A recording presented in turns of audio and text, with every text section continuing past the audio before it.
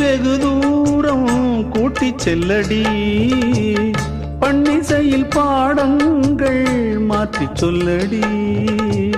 கன்னி உந்தன் மனக்கூண்டில் என்னை தள்ளடி, கண்ணசைத்து அங்கேயே வைத்துக் கொள்ளடி.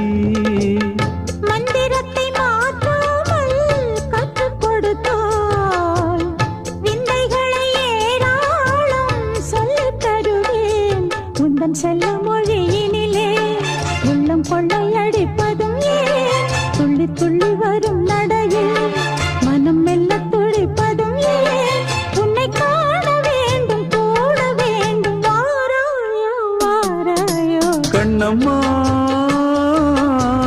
காதல் என்னும் கவிதை சொல்லடி, உன் பிள்ளை தமிழில் கண்ணம்மா.